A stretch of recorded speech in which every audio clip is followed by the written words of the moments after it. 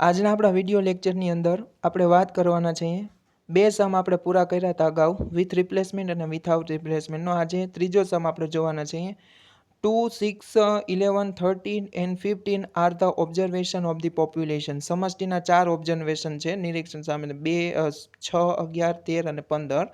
How many different sample size 3 can be taken from population without replacement?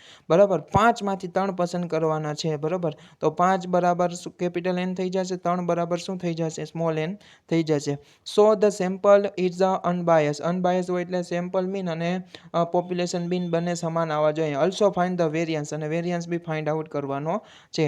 હવે ઝડપથી હું તમને સોલ્યુશન આપતો જઈ, મીન્સ કે અગાઉ આ મેથડ આવી ગઈ છે. આમાં એક નવું આવ્યું છે. આમાં 4માંથી 2 પસંદ કરવાના હતા, આમાંથી 5માંથી 2 પસંદ કરવાની છે. મેથડ કઈ છે? તો કે વિથઆઉટ રિપ્લેસમેન્ટ. વિથઆઉટ રિપ્લેસમેન્ટ આપેલી હોય તો શું કરવાનું? એમાં કંઈ નથી, 3 પસંદ કરવાના. બરાબર, એટલે ખાસ જોજો, થોડુંક ધ્યાન આપજો. પહેલાં જો વિથઆઉટ રિપ્લેસમેન્ટ મેથડનું નામ આપી દીધું, પછી ઓબ્ઝર્વેશન મેં લખી નાખ્યા છે, મીન્સ કે સમષ્ટિ. બરાબર, પોપ્યુલેશન લખી નાખી છે 2, 6, 11 વગેરે, એટલે n બરાબર 5 અને સ્મોલ n બરાબર 3 પસંદ કરવાનું. 3 વિથઆઉટ રિપ્લેસમેન્ટ છે એટલે NCN આવી જાય 5, 3, 3, એટલે 5 ને 3 સુધી લઈ જવાના, 5, 4, 3. બરાબર, રિવર્સ લઈ જવાના અને 3 ને રિવર્સ 3 સુધી લઈ જવાના, 3, 2, 1. ખ્યાલ આવ્યો? એટલે 60 ભાગ્યા છે એટલે આન્સર શું આવી ગયો? 10.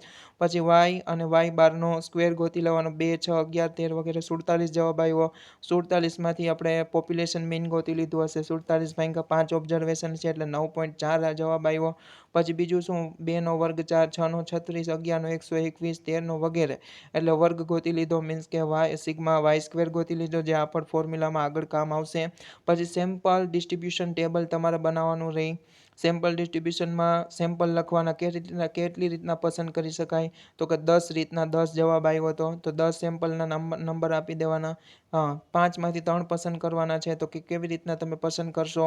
તો કે 2, 6, 11. શું કામ? કેવી રીતના પસંદ કર્યા? તો કે 3 પસંદ કરજો. 2, 6, 11, પછી 2, 6, 13, 2, 6, 15, એવી રીતના જો પસંદ કરેલા છે 2, 6, 11, 2, 6, 13, 2, 6, 15, 2, 11, 13, 2, પછી 6 નો વારો પૂરતી જાય પછી 11 નો વારો લેવાનો. બરાબર, 11 પતી જાય એટલે 13 નો વારો લેવાનો. પછી પાછો 6 ની સિરીઝ આવી જાય, 2 નીકળતા જાય. બરાબર, હવે જોજો 2, 6, 11, 2, 6, 13, 2, 6, 15, 2, 11, 13, 2, 11, 15, 2, 13, 15, પછી 6, 11, 13, 6, 11, 15 અને 6, 13, 15 અને 11, 13, 15. બરાબર, આ રીતના તમારે પસંદ કરતું જવાનું. ખબર પડી? પછી એનો સરવાળો કરી નાખવાનો અને સરવાળા ભાંગા કેટલા કરવાના? આમાં 3 કરવાના રહે. શું કામે? તો કે 3 ટૂંકમાં સેમ્પલ તમે કલેક્ટ કર્યા. 19 ભાંગા 3 એટલે 6.33 જવાબ આવે. બરાબર, ખ્યાલ આવ્યો? એટલે છેલ્લે જવાબ કરશો એટલે 93.99 આન્સર આવશે. સેમ્પલનો મીન 94 જવાબ લઈ લેવાનો. બરાબર, 94 ભાગ્યા 10 કરશો એટલે 9.4. હવે આગળ જોઈ લેવાનો. અહીં 9.4 આવ્યો તો આગળ જવાબ આપણે કેટલો આવ્યો હતો? તો કે યસ, સેમ્પલ મીનનો જવાબ 9.4 આવ્યો અને પોપ્યુલેશન મીનનો બી જવાબ 9.4 આવ્યો. તો માની લેવાનું તમારો સમ રાઈટ. બરાબર, આ એક પસંદગી ભૂલાય નહીં વિથઆઉટ રિપ્લેસમેન્ટ અને વિથ રિપ્લેસમેન્ટમાં. ખ્યાલ આવ્યો કે નહીં? પછી આ ફોર્મ્યુલા મૂકી દેવાનું, n minus capital N minus small n. બરાબર, એટલે જૂનું પૂજી ફોર્મ્યુલા હતું એ મુજબ તમે મૂકી દેવો એટલે તમને સોલ્યુશન મળી જશે. ખ્યાલ આવ્યો?